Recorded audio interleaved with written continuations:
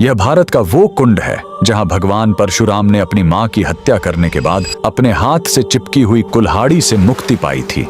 यह कहानी है महान ऋषि जमदग्नि और उनकी पत्नी पतिव्रता रेणुका की। कहते हैं रेणुका हर दिन नदी से कच्चे घड़े में पानी लाती थीं और उनके सतीत्व के बल से वह घड़ा टूटता नहीं था। उनके 5 पुत्र थे जिनमें सबसे छोटे थे विष्णु अवतार परशुराम। एक दिन रेणुका ने नदी में कुछ गंधर्वों स्वर्ग के संगीतकार को जल क्रीड़ा करते देखा। उन्हें देखकर एक पल के लिए उनका मन मोह में पड़ गया और उसी क्षण उनके सतीत्व का बल टूटा और कच्चा घड़ा टूट गया। जब वो आश्रम लौटी तो ऋषि जमदग्नि ने अपने योग बल से जान लिया कि उनका मन भटक गया था। वो इतने क्रोधित हुए कि उन्होंने अपने पुत्रों को आज्ञा दी, अपनी मां का वध कर दो। जब चारों बड़े भाइयों ने मना कर दिया तो क्रोधित पिता ने उन्हें तुरंत पत्थर बन जाने का श्राप दे दिया। इसके बाद परशुराम ने पिता की आज्ञा को अपना धर्म समझा। उन्होंने भारी मन से अपनी कुल्हाड़ी उठाई और अपनी ही मां का सिर धड़ से अलग कर दिया। उनकी आज्ञाकारिता से प्रसन्न होकर जमदग्नि ने वरदान मांगने को कहा। परशुराम ने तुरंत अपनी मां को फिर से जीवित करने और साथ ही पत्थर बन चुके अपने चारों भाइयों को भी मुक्त करने का वर मांग लिया। सब फिर से जीवित हो गए, मानो कुछ हुआ ही ना हो। लेकिन कहानी यहीं खत्म नहीं हुई।